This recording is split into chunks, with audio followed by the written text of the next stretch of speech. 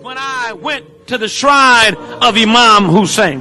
When I stood there, I felt the very presence of God.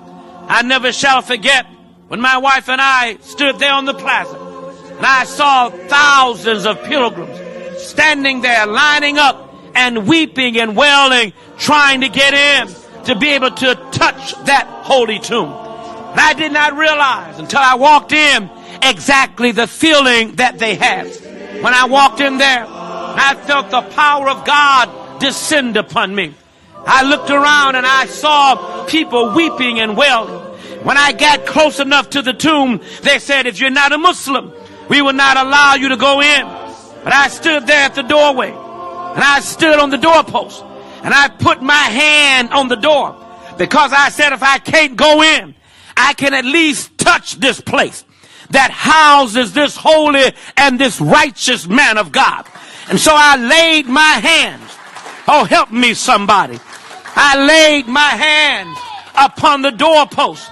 And as I laid my hand on the doorpost, something came through my body. And I felt the power of God transcend to me. As I was standing there, tears began to stream down my face. And I felt a special connection with Imam Hussein. My wife on the other side, for the entrance for women, she did not get the memo that you're not allowed to go in. And so we went around on the other side looking for my wife. And I found out, to my surprise, she was inside the tomb, standing there weeping and wailing like everyone else. When she came out, I said, do you not realize you were not supposed to go inside there? That's only reserved for Muslims. She said, I was drawn into the place, and I had to go in, and I had to feel the presence of God myself. All I can say to you today, my brothers and my sisters, if you've never ever been to Karbala, Iraq, you need to make plans to go now. Because while there in Karbala, I never felt any fear. Before I went, there was a sense of fear as to what to expect in Iraq. Because all I had heard about was Saddam Hussein. All my church members had heard about was all the violence and terror there coming from Iraq. And the terrorists and the people there and all things of terms of Al-Qaeda.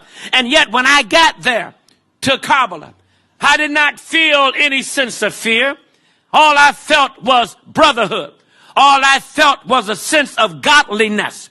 All I felt was a great strong embrace from the Muslim people there in Karbala. They treated my wife and me as if we were dignitaries. They treated us with respect, and they embraced us. And so I charge you today, those watching on YouTube, those in this room here in Somerset, New Jersey, make plans now. Go to Karbala, make your pilgrimage there, and then you can feel exactly what I felt. Then you will experience exactly what I experienced.